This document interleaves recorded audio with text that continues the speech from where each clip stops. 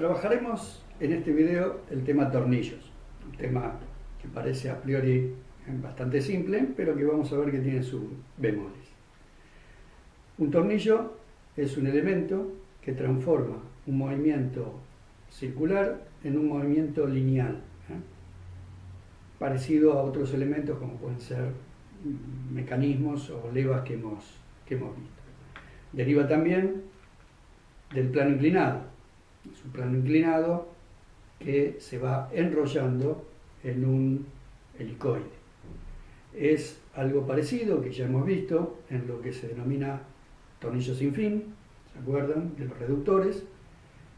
Sin embargo, tiene una diferencia muy importante, que es el tema de su filete. El filete de un tornillo sin fin es un diente de engranaje. En cambio acá el filete tiene otros formatos, que vamos a ver dependiendo el uso que necesitamos. Algunas características fundamentales para tener en cuenta, bueno, la rosca, que puede ser izquierda o derecha, al igual que en el caso del tornillo sin fin. Y básicamente entonces en la forma que tiene el filete. Existen dos tipos de tornillos bien diferenciados. Un tornillo de ajuste, un tornillo de apriete, y los tornillos de movimiento o de potencia. Un tornillo el cual yo no lo utilizo para apretar o no lo utilizo para fijar algo, sino que lo utilizo para mover algo. Cada uno de ellos tiene sus características fundamentales, ya sea los de potencia, para transmitir justamente movimiento o potencia, como los de apriete para realizar el ajuste, en este caso, bien diferenciado, a la derecha el de potencia, a la izquierda el de apriete o ajuste, la bulonería, que es una de las formas de hacer ajustes en mecánica. Otro es el remache y luego la soldadura como distintas formas de unión que veremos en la próxima unidad. No vamos a explicar ya a esta altura el tema del plano inclinado y de la descomposición de sus fuerzas, pero específicamente el funcionamiento de los tornillos se basa en este principio físico, de una máquina simple como el plano inclinado.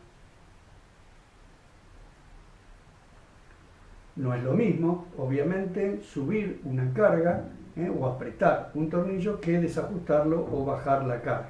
La fuerza, en un sentido, trabaja en contra, tenemos que nosotros trabajar sobre esa fuerza, y en el otro sentido es al revés, nos ayuda, y nosotros lo que tenemos que hacer es vencer prácticamente el roce que va a haber entre filetes y tuerca. Como generalidades, podemos decir que los tornillos trabajan sometidos a un alto rozamiento. Su desgaste y calentamiento es muy importante. También tenemos que ver que en los tornillos de ajuste conviene que tenga buena fricción y que sean irreversibles. Todos estos conceptos los vamos a ir describiendo a lo largo de la clase. Los conceptos de cálculo son similares, son sencillos en su diseño, no son en general sistemas de alto rendimiento y, como veremos al final de esta clase, han sido superados en su tecnología por los usillos de bolas recirculantes. El concepto de número de entradas es exactamente igual al visto en tornillos sin fin en rueda helicoidal. Pueden ser de una o más entradas, aunque el paso sigue siendo el mismo.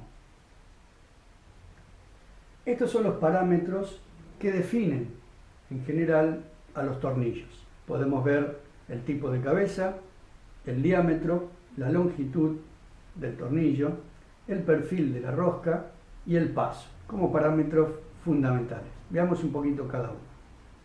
Tipos de cabeza. En principio estamos hablando de tornillos de apriete o de ajuste.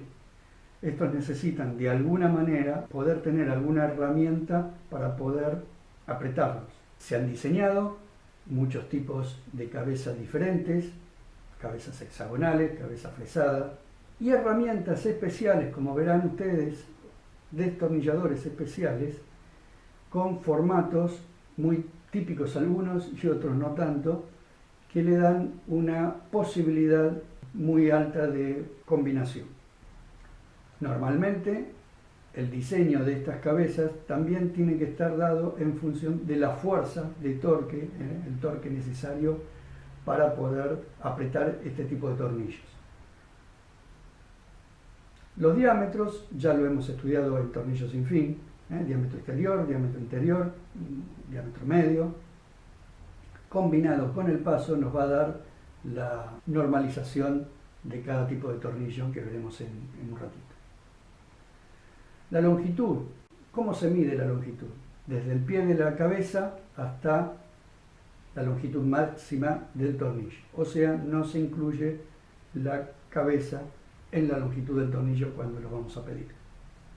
Como verán, no es la longitud específicamente de la rosca, sino la longitud total. Hay algunos bulones o tornillos que vienen roscados en su totalidad y hay otros que no. Esto depende del uso. El perfil de la rosca. Ya hace muchos años están normalizados y existen este tipo de normalizaciones tanto para roscas de tornillos de movimiento o de potencia como para de fijación. La normalización más común para los tornillos de movimiento es la rosca ACME, o la rosca unificada, y para los de ajuste se utilizan muchas normas, pero las dos más comunes son la rosca métrica o la Whitworth inglesa y americana. Además existen otros tipos de roscas, como por ejemplo el diente de sierra, que se ve en la figura superior, y después ver las roscas cuadradas y triangular. La cuadrada muy utilizada en todo lo que es tornillos de movimiento y la triangular la utilizada en los tornillos de fijación. La diferencia fundamental entre las roscas radica en el ángulo, pero no en el ángulo del filete, o sea, en el ángulo de la rampa del plano inclinado que sería el filete, sino en el ángulo lateral, visto de costado. ¿Qué quiero decir? Supongamos que tenemos una rosca cuadrada, en la cual tiene un ángulo de filete. Bien, el ángulo lateral es 0, porque la rosca, vista en corta, es cuadrada. Ahora, imaginemos una rosca triangular, un filete triangular, perfectamente triangular. El ángulo va a estar dado por el triángulo que va armando la rosca. ¿Se entiende? Fíjense esto. La fuerza, la carga. Vamos a ponerlo de costado. La carga en el plano inclinado, ¿sí?, se encuentra de esta manera. Si yo tuviera esto con el ángulo 0 de la rosca de perfil cuadrado. Si yo tengo una rosca triangular, ahora vista más de costado, con el ángulo de inclinación del filete, si yo la tengo así, fíjense, tengo una componente, ¿verdad? La normal va a tener una componente. ¿Esto qué quiere decir? Que voy a tener un rendimiento menor para mover la misma carga y además una mayor fuerza de roce, porque la fuerza normal también es mayor. Resumiendo, ¿qué rosca entonces sería más conveniente para hacer un movimiento donde yo no quiero pérdida de rendimiento y donde yo no quiero pérdida en la fuerza que tengo que hacer? Una rosca cuadrada, ¿verdad? En cambio, si yo estoy trabajando sobre tornillos de apriete en los cuales es fundamental que no se desajuste solo, que sea muy reversible, acá la condición de reversibilidad es parecida, no exactamente a la del tornillo sin fin. Si yo quiero que sea muy reversible, voy a buscar roscas más del tipo triangular. Condición de irreversibilidad, ya que estamos. Esto es irreversibilidad. El propio peso no me hace bajar, el propio peso no hace que baje. Fíjense, ahí empieza a bajar. Ahí empieza a bajar por ese helicoide, que es un plano inclinado. Si esto yo le doy suficiente carga, es probable que pueda empezar a bajar solo. Esa es la idea de irreversibilidad en los tornillos, a diferencia del tornillo sin fin. Con respecto a las roscas, la mayoría de los casos están normalizadas, habíamos dicho, y se buscan en esos catálogos donde ya están calculados las resistencias propias de cada uno de los tornillos. En esta diapositiva podemos ver diferentes roscas, las cuales tienen algunas variables que van cambiando. Como se ve entonces, variables como el ángulo del filete o la diferencia entre los diámetros hacen que cada rosca sea diferente, y obviamente tanto tuerca como tornillo tienen que tener la misma nomenclatura y normalización para que puedan funcionar y hermanarse entre ellos.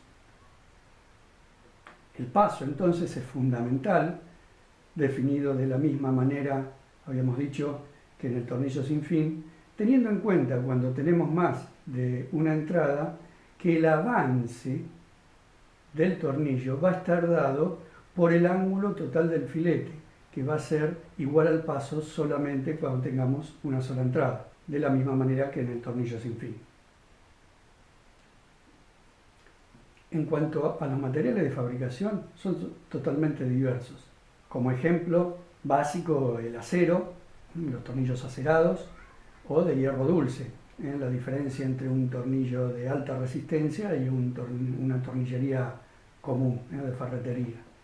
Pero a su vez sabemos que existen tornillos de aluminio, tornillos de bronce, hasta tornillos de grilón o plásticos, los cuales tienen funciones totalmente diferentes.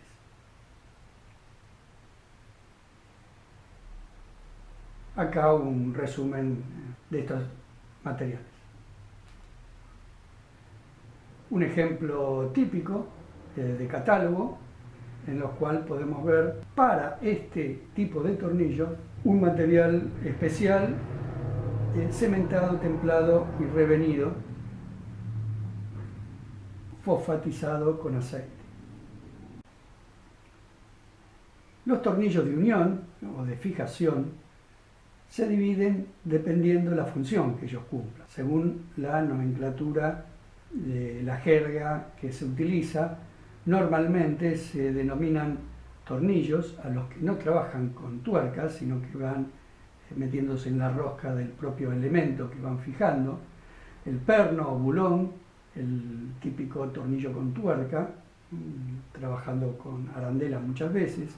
El espárrago, algunos tornillos de doble roscado en sus extremos, para casos también especiales. Normalmente estos elementos pueden trabajar con roscas de tanto ambas izquierdas o ambas derechas, o con roscas una izquierda y una derecha, depende qué es lo que esté uniendo y cómo va a unirlo. Tornillos tipo prisionero, sin cabeza.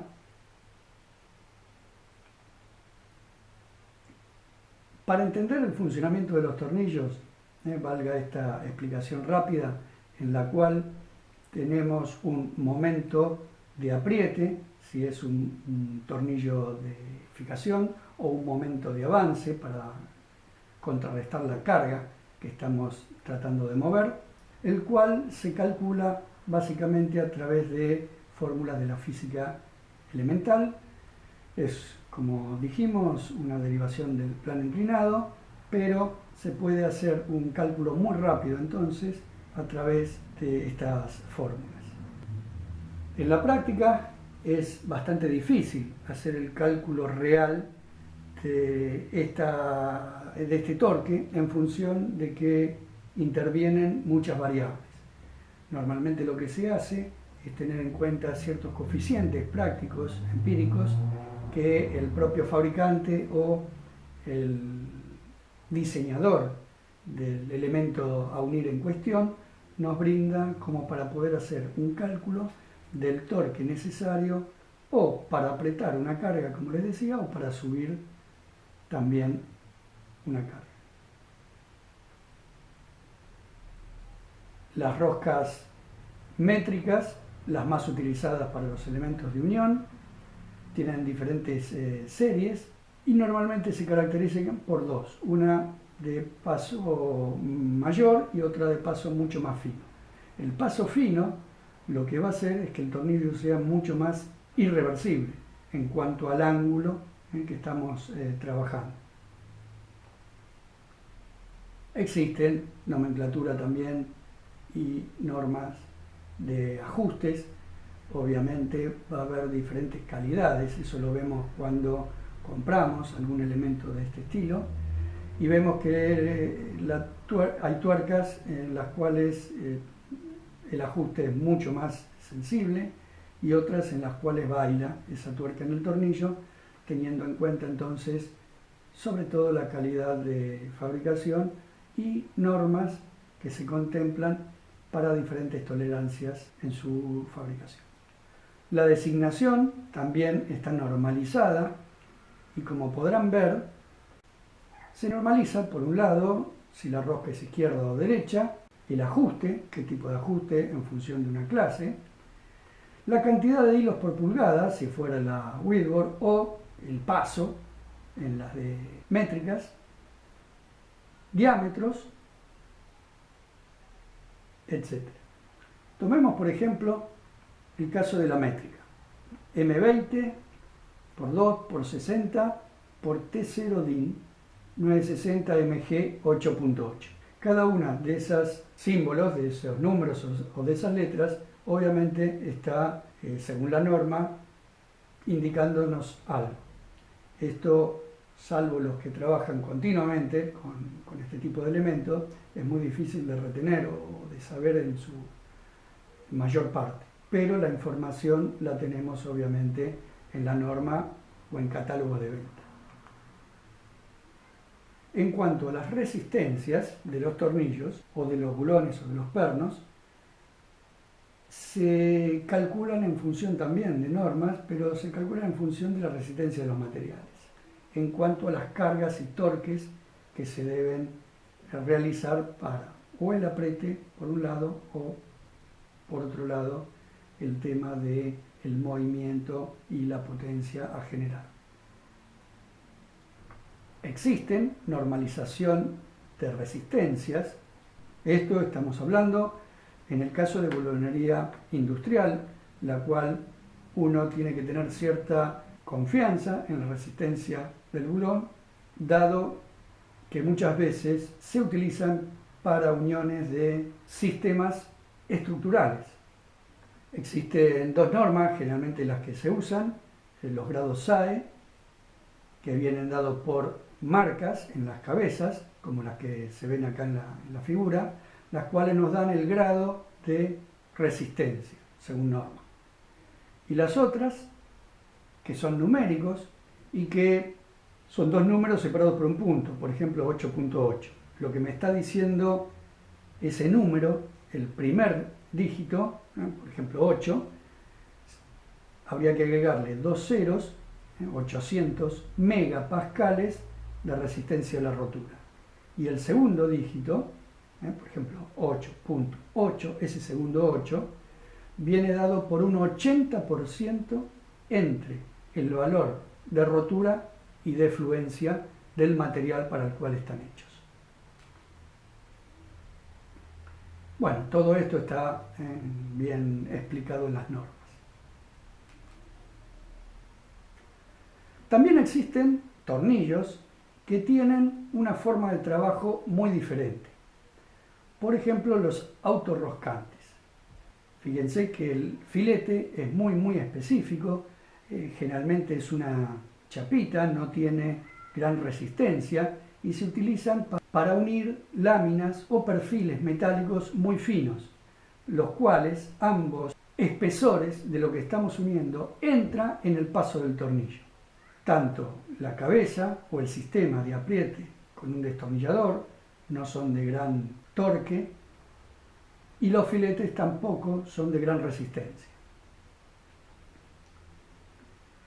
Parecido a estos, pero mucho más exagerado lo que estoy diciendo, o sea, en el perfil del filete, que es prácticamente una chapa, para decir por su espesor, son los que se usan generalmente para madera. La resistencia que tienen que tener es mucho menor. Muy famosos estos tornillos autoperforantes que han salido en estas últimas décadas al mercado, el cual hace una función de broca más tornillo. ¿Qué quiere decir? Se utilizan como los autorroscantes, pero no hay que hacer primero el agujero a través de una mecha, de un taladro, y después colocar el tornillo, sino que la punta, el comienzo del tornillo, tiene un pequeño filo, como si fuera una broca, pero de un solo uso en el momento que se colocan. Entonces hace el agujero necesario con el diámetro necesario y luego entra el tornillo y retiene ambas superficies. Como dijimos, además de los tornillos de apriete o de ajuste, existen lo que se denominan tornillos de movimiento.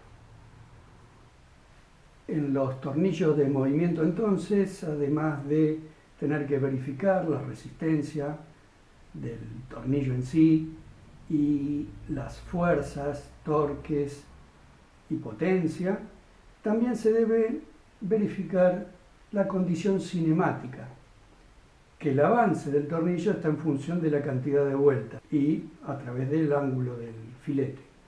Y esto hace, por ejemplo, que en estos casos de tornillos de movimiento sea ineficaz un tornillo que deba, por ejemplo, hacer 500 vueltas para levantar un auto. Esto entonces hay que verificarlo bien y siempre está en función del ángulo, la fuerza y torque que hay que hacer, a menor ángulo, menor fuerza seguramente, y a menor ángulo la cantidad de vueltas seguramente será muchísimo mayor. Esto es algo a tener muy en cuenta en los tornillos de movimiento, entonces. Bueno, un ejemplo de tornillo de movimiento similar al que veíamos, que les mostraba hace un ratito en la realidad, combinado en este caso por un tornillo sin fin y una rueda helicoidal para darle movimiento de subida y bajada. Algo a tener en cuenta en los tornillos de movimiento es el cojinete de empuje, o sea, es la pieza que le va a dar límite al movimiento axial del propio tornillo. Es un límite al movimiento. Si el tornillo queda quieto en la forma axial, la tuerca tiene que moverse. De lo contrario, la tuerca es la pieza quieta y lo que se movería es el tornillo. Distintos ejemplos de tornillos de movimiento. En este caso, como se ve en el despiece, son sistemas de bolillas recirculantes. En otra animación de la marca SKF, como estos elementos lo que hacen es disminuir prácticamente a la nada el rozamiento que tendría filete con filete. Esto se asemeja mucho más a un rodamiento, un cojinete de rodadura, que es un tema que vamos a ver al final de la materia. Existen infinidad de sistemas similares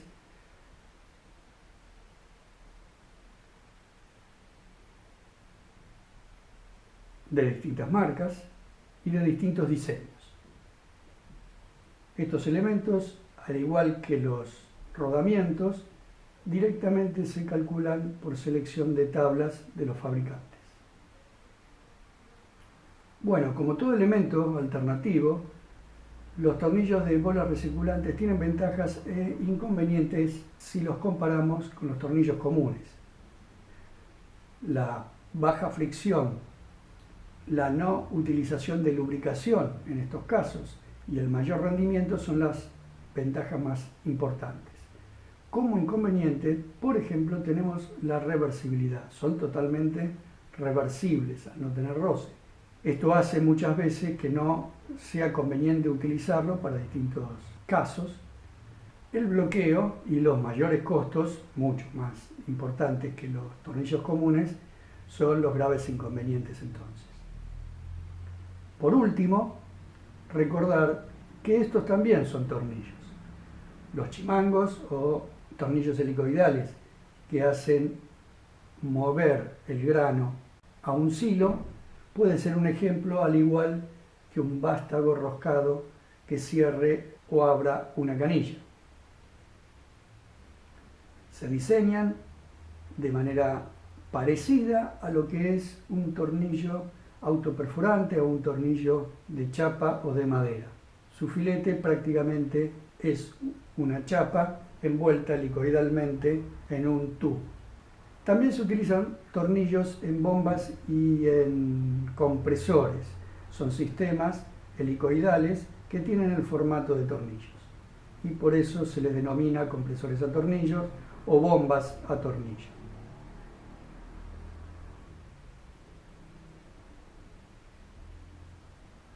Extrusoras con tornillos de empuje que hacen posible muchos funcionamientos de máquinas de este estilo. Y también los famosos sacacorchos. Todos estos entonces son tornillos a tener en cuenta para distintos tipos de trabajo.